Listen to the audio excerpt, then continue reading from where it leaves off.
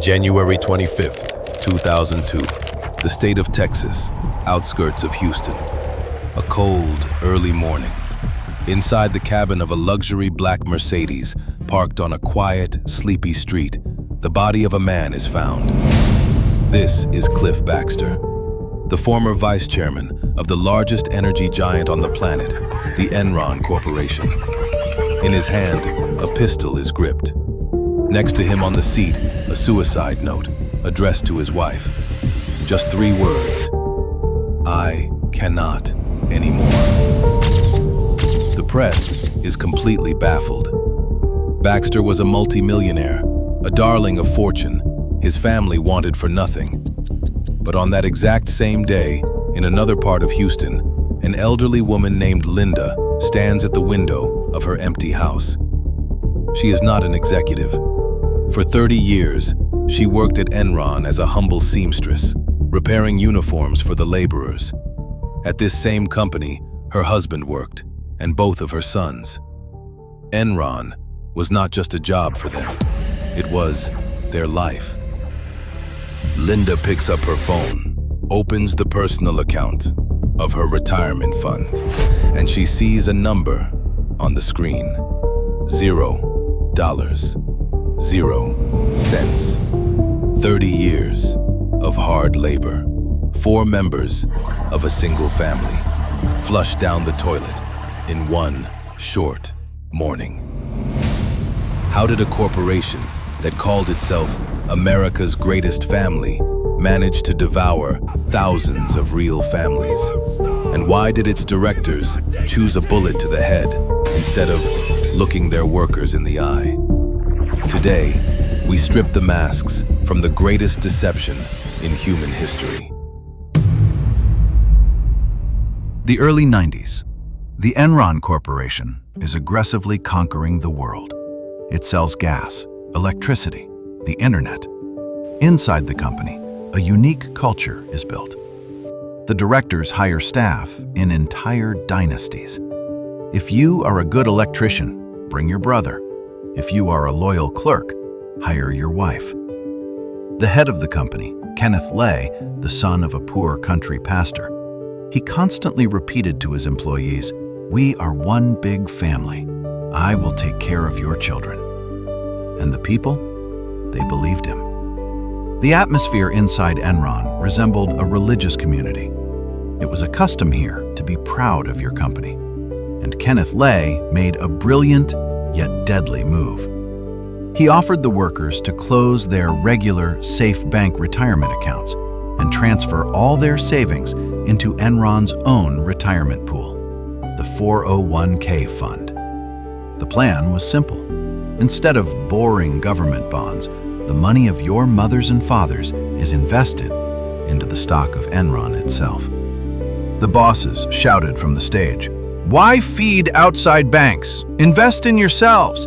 Enron is growing every day. You will be the richest pensioners in this country." Linda's family talked it over at dinner and made a decision. They transferred everything. Every single dollar saved for old age. Every cent scraped together for their grandchildren's college. They tied their future into a single knot. They thought they were buying a ticket to a carefree old age. Linda remembers every single day spent within those walls. Every morning for 30 long years, she came to work with a smile. She didn't just sew jackets for the workers. She poured her soul into every technician, into every electrician. Her husband returned from his shift exhausted, hands black with oil, but his eyes burned with pride. He told Linda, "We give light to millions of homes. We are making this country great." Enron knew how to create the illusion of care. Every summer, the company hosted grand picnics for the families of employees. With free barbecue and rides for the kids, Kenneth Lay personally walked out to the people, patted the laborers on the back, and said, that he valued every single one of them. At Christmas, the children of employees were given gifts branded with the Enron logo, and Linda's little sons fell asleep in pajamas with the company emblem. They grew up with a firm belief that Enron was their second family, which would never abandon them in times of trouble. Linda's family talked it over at dinner and made a decision. They transferred everything, every single dollar saved for old age, every cent scraped together for their grandchildren's college. They tied their future into a single knot. They thought they were buying a ticket to a carefree old age. That is exactly why, at that family council, they did not even have a doubt. They weren't just moving money to a retirement account. They were giving their savings to their beloved company as a sign of supreme trust, as a sign of loyalty.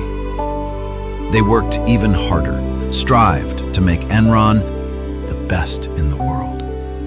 They gave their life, drop by drop.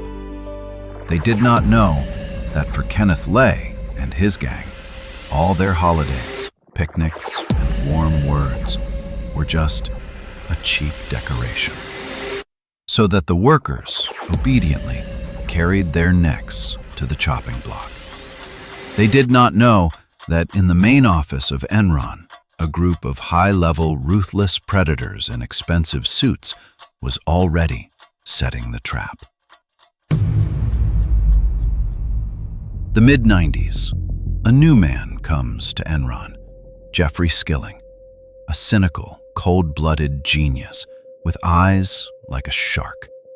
He becomes the chief executive officer, and the first thing he does, destroys the very concept of family. Skilling implements a system which the employees whispered about, calling it rank and yank. Every 12 months, all workers in the company, from top executives to simple engineers, went through a brutal evaluation. They were split into groups, and that 15%, who ended up at the very bottom of the list, were fired on that exact same day, without severance pay, without the right to an excuse. Yesterday's friends, who together baptized children and celebrated Christmas, in a single flash turned into sworn enemies. To survive and not get onto the execution list, one had to sabotage colleagues, forge reports, and walk over corpses. In Linda's family, hell began. Her oldest son was a talented electrician, but he refused to snitch on his partner, and at the end of the year, his name ended up on the blacklist. He was kicked out onto the street like a dog, stating that he was inefficient. The atmosphere in the homes of the workers became suffocating. People fell asleep with the thought that tomorrow their best friend would betray them. But why did Skilling set up this conveyor of fear? It was simple. He needed obedient robots who, for the sake of keeping their place, would sign any papers and would not ask unnecessary questions. While the workers tore at each other's throats for survival, Jeffrey Skilling and Kenneth Lay created a secret parallel world. They opened thousands of shell companies in the Bahamas and the Cayman Islands and began hiding there Enron's multi-billion-dollar debts. On paper, for the investors, the company was thriving. The stocks grew like wildfire. Every electrician and clerk looking at the charts rejoiced that their family pension was increasing. They did not know that all this growth was painted in the basements of accounting, and that the trigger of a giant pistol aimed at the chest of thousands of families was already cocked. 2001. The greed of the Enron leadership crosses all human boundaries. It is not enough to rob their own employees. They decide to rob an entire country. Jeffrey Skilling finds a gold mine. the state of California. They had just passed a reform there and allowed private companies to sell electricity. Enron's traders, young guys in expensive shirts, sit in a glass office in Houston. Before them, trading terminals. And they realize that if in California the light disappears, the price for the remaining energy will skyrocket. And they give a secret order. Enron buys up Californian power plants and begins, artificially, shutting them down in the middle of a clear day, under the pretext of urgent repairs. In California, hell begins. The state plunges into darkness, rolling blackouts. In hospitals, the power goes out in the middle of surgeries. Thousands of people get stuck in elevators. Outside, a terrible 40-degree heat wave, and the Californian pensioners sit in their stuffy apartments without air conditioning. They are suffocating, dying from heat strokes. And at this time, in Houston, Enron's traders look at the screens, where electricity prices skyrocket by 800%. They make billions of dollars in a couple of days on the blood and deaths of elderly people. Listen to these audio tapes. This is a real FBI wiretap. An Enron trader laughs into the phone and says to his colleague, quote, "Let those Californian grandmas pay us every last cent. Shut down the next station. Burn, baby, burn. We need their money." End quote. They were not just businessmen. They were true financial maniacs who intoxicated themselves with their power. Ordinary Americans received electricity bills the size of their monthly pension. People gave their last savings just not to die in the dark. Linda's family watched this from Texas, their hearts squeezed with pity for those pensioners. They did not know yet that those same maniacs had already raised the axe over their very own life. 2001, the beginning of the end. The house of cards, built on lies, begins to crack at the seams. One of the honest accountants of the company secretly passes documents to the FBI. The top executives, Kenneth Lay and Jeffrey Skilling, understand perfectly. The ship is going down. To save the company is impossible, and they begin to save themselves. In total secrecy from the employees, the directors begin mass selling their personal shares. Kenneth Lay, in a few weeks, withdraws from the accounts $300 million, securing his children and grandchildren for centuries. But in public, before the workers, he continues to play the role of the good pastor. He gathers the employees in the main hall, looks Linda and her youngest son straight in the eye, and says into the microphone, "Our business is stronger than ever. Do not believe the rumors. Buy even more stock. This is the best moment to increase your pension." And the people, they believed him again.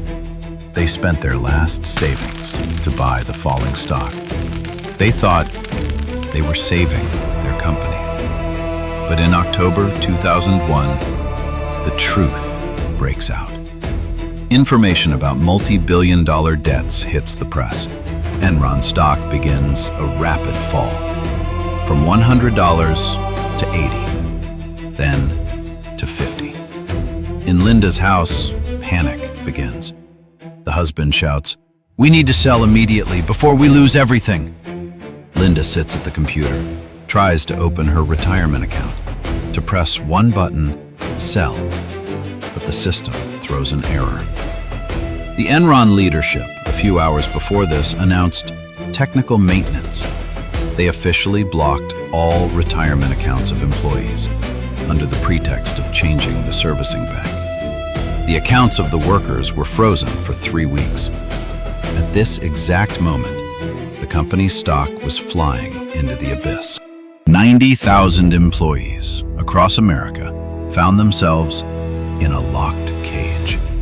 They sat by the screens with their families and in live broadcast watched how their 30 years of hard labor turned into dust. The price dropped to $30, then to 10, then to 1 cent.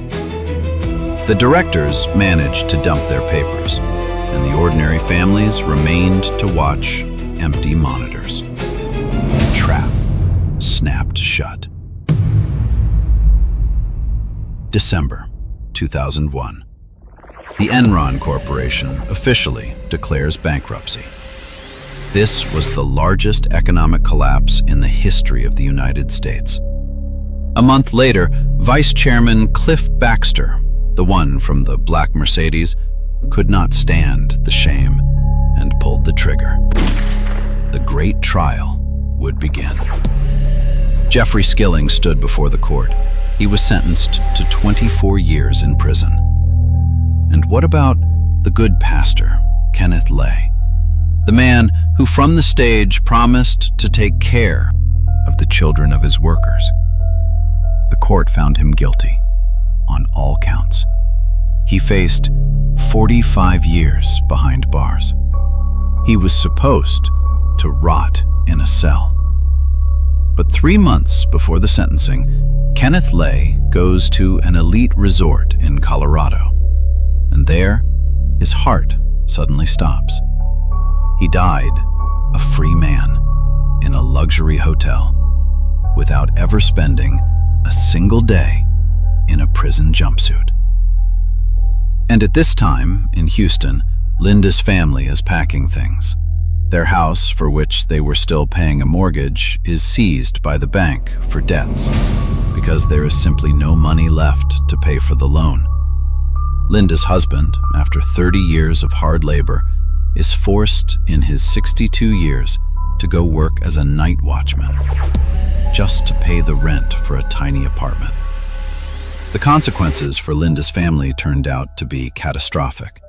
The collapse of the company broke not just their wallet, it broke their lives. A proud man who for 30 years never missed a single shift could not handle the night labor and the shame. 2 months after the bankruptcy, right on his shift, he suffers a massive stroke. He survived, but turned into a shadow of his former self. And now, Linda, instead of a peaceful old age on the porch, is forced to take care of her severely ill husband. He counts cents to buy him the cheapest medicine. Their oldest son, that same efficient electrician who was thrown out by the rank and yank system, could never recover from the betrayal. He fell into a deep depression, began seeking comfort at the bottom of a bottle. And in the end, his wife took the children and left. The family that once gathered at a huge holiday table broke apart into tiny shards. The brothers no longer look each other in the eye. In each of them still lives that cowardly fear which Jeffrey Skilling planted in their souls. Linda sits in the kitchen of a rented apartment. In her hands, an old branded mug with the Enron logo, the only thing that remains from her past life. She looks at a yellowed photo from that very summer corporate picnic, where they are all together, young, happy, hugging each other, and tears well up in the old woman's eyes. She weeps, not for the lost millions.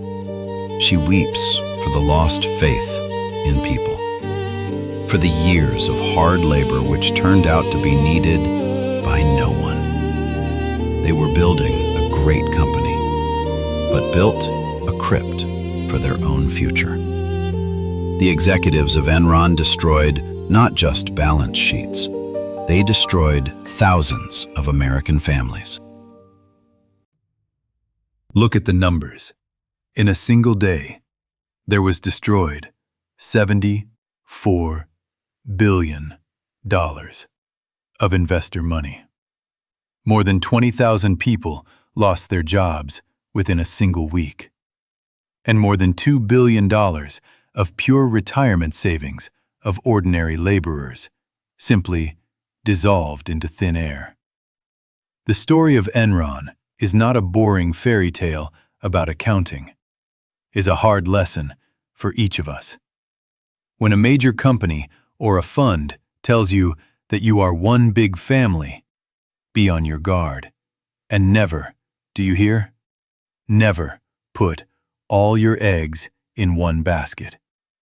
Because behind the mask of a good pastor often hides a hungry wolf.